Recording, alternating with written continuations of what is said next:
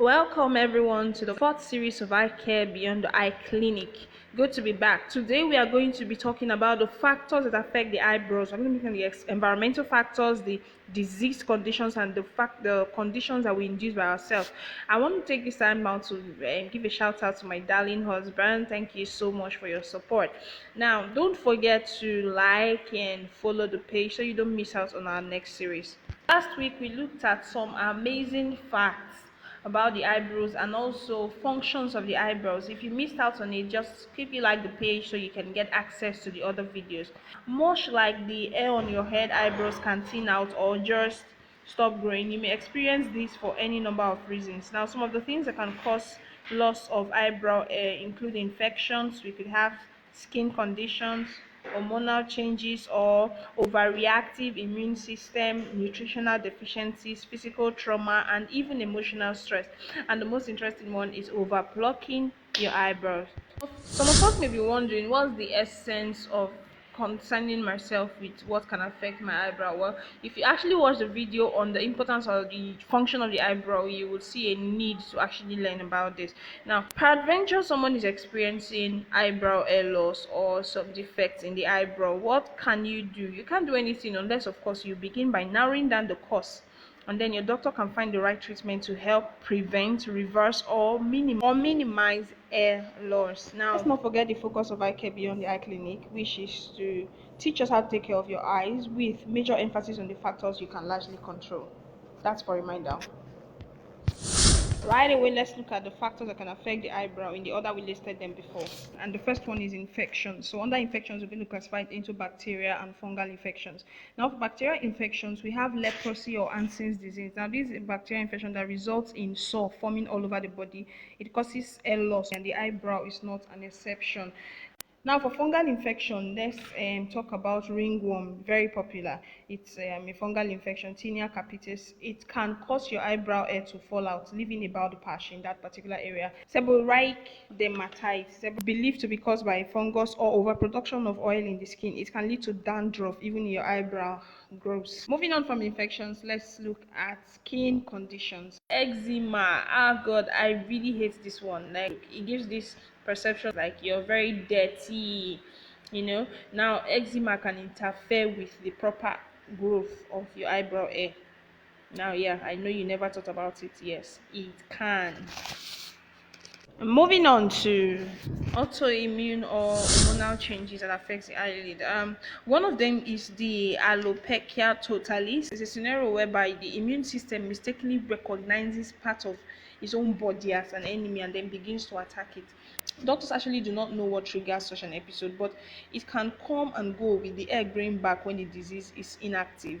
Now, anyone that is affected by this particular condition might have to learn how to live without their eyebrow hairs, or they have to figure out other ways to fix it. But definitely, hair transplants will not help. Now, the reason is that alopecia totalis or universalis is an autoimmune condition, and even if you do an eye transplant, another thing to know is that the eyebrow hairs are very unique. It's not like every other hair on your body, so they can't just pick from any part of the hair. But science has said that the eyebrows are quite similar to the hair on your neck. So even if they decide to do that, the immune system will still recognize it as an enemy if that eyebrow portion is already affected. So it will not help.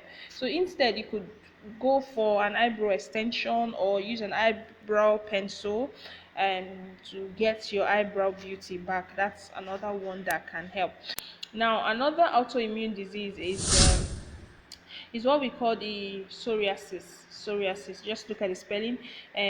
What it does is that it blocks your hair follicles and then stops hair growth.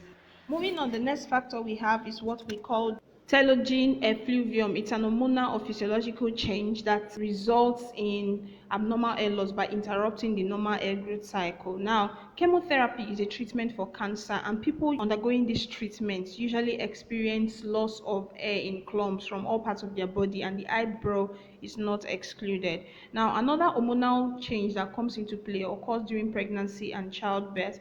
Now, the hormonal imbalance occurs, and then the entire body chemistry is affected. These fluctuations may disorganize your hair growth cycle and cause hair loss. Now, Another factor that comes into play is aging. Funny how age tend to comes with a lot of things, but both men and women tend to experience this. Hair thinning tends to occur as they approach 40, and it's still as a result of hormones. So let's move on now. I guess this is the part we've been waiting for. What are those self-induced causes of eyebrow loss? Now this is eye care beyond the eye clinic. Nutritional deficiency. Now, most of the time when we eat food, we always think about how we lose weight, belly fat, increase, decrease weight here, increase weight there. But our nutrition also has a very vital role to play, even in our eyebrow hairs.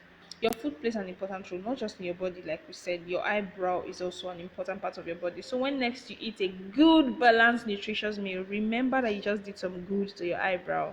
This next point, and we really need Jesus. Anxiety and stress contribute to eyebrow hair loss. Most people don't even know. You're always stressing today, you're stressed about this, stressed about that. You need to learn how to relax because you're causing hormonal changes, and we already know what hormones can do.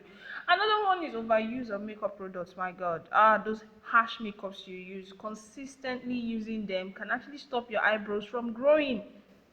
So if you know, please stop. Then I've never seen anyone who does this, but constantly plucking your eyebrows. I don't know how you do it, but it's weird. You can injure yourself, and eventually your hair may just stop growing in that particular spot.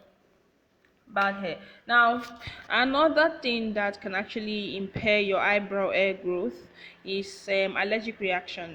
Let's call it contact dermatitis.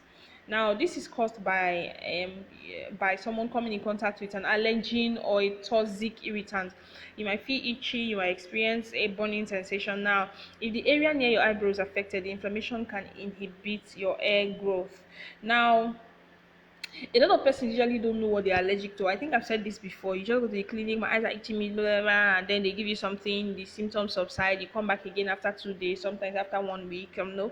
But the idea is that you need to pay attention to your body. Like I said before, it took me years to actually discover that I was allergic to rain. So whenever I get into the rain, I tend to itch my eyes for like days. You need to pay attention to your body. When you keep experiencing a symptom over and over again, find out what you're allergic to. If you take care of that, the allergy will go down. Or if it ever comes up again, then you know what is causing it and you know exactly what to do. Thanks so much for joining us on today's series. Next week on Eye Care Beyond the Eye Clinic, we are going to be looking out and focusing basically on how to take care of the eyebrow. That's when going into the practical aspect. What can you do to take care of your eyebrows? Please don't forget to like and follow the page. Don't forget to share so you don't miss out on the next series. I remain your favorite eye doctor, Eye Care with Dr. Khan. Join me next week for another educative and enlightening series on eye care beyond the eye clinic.